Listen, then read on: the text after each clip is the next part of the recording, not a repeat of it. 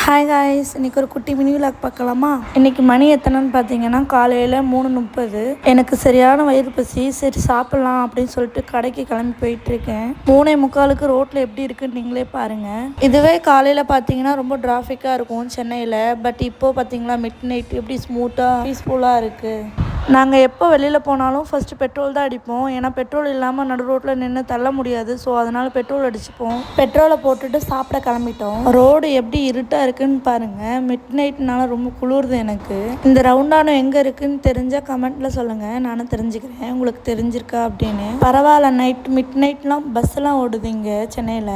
விடிய விடிய ஒர்க்லாம் பண்ணுறாங்க, மெட்ரோ ஒர்க்கு. நான் எப்போ இந்த சைடு போனாலும் மேலே இருக்கிற தூண் என் மேலே விழுந்துருமோ அப்படின்னு சொல்லிட்டு பயமாகவே இருக்கும். உங்களுக்கும் அப்படி இருக்குமான்னு சொல்லிட்டு சொல்லுங்கள். அப்புறம் நாங்கள் ஒரு வழியாக பிரியாணி கடையை ரீச் பண்ணியாச்சு. மீட்டிங் பாயிண்ட் கடை பேர். அப்புறம் இந்த கடை நைட்டில் இருந்து காலையில் 4 மணி வரைக்கும் ஓப்பனில் இருக்கும். உங்களுக்கு தேவைப்படும், பார்த்து வச்சுக்கோங்க. காலையில் தான் ஜோடி ஜோடியாக போய் நம்மளை கடுப்பேற்றுறாங்கன்னு பார்த்தா மிட் நைட்டில் கூட நம்மளை கடுப்பேற்றிட்டு இருக்காங்க. அப்புறம் ஒரு வழியாக லாஸ்ட்டாக பிரியாணி வாங்கியாச்சு. பிரியாணி மட்டும் வாங்கினா போதுமா? சைடிஷ் வாங்க வேண்டாமா? சைடிஷ்க்கு சிக்கன் 65 வாங்கிட்டு கூடவே ஐஸ்கிரீம் ஒன்று வாங்கியாச்சு. அப்புறம் அதை அங்கேயே உட்காந்து சாப்பிட்டாச்சு.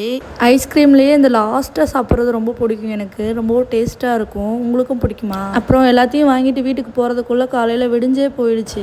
எலெக்ஷன் வரப்போதோ இல்லை ரோடு போட்டுட்ருக்காங்களே, அதான் கேட்டேன். அப்புறம் ஒரு வழியாக வீட்டுக்கு வந்தாச்சு. வீட்டுக்கு வந்து பிரியாணி சாப்பிட்டு தூங்கியாச்சு. நெக்ஸ்ட் விலாகில் பார்க்கலாம். இந்த மாதிரி குட்டி குட்டி மினி விலாக்ஸ் வேணும்னா நம்ம சேனலை மறக்காமல் சப்ஸ்கிரைப் பண்ணிவிடுங்க. ஃபாலோ பண்ணாமல் இருந்தீங்கன்னா ஃபாலோ பண்ணிவிடுங்க. டாடா.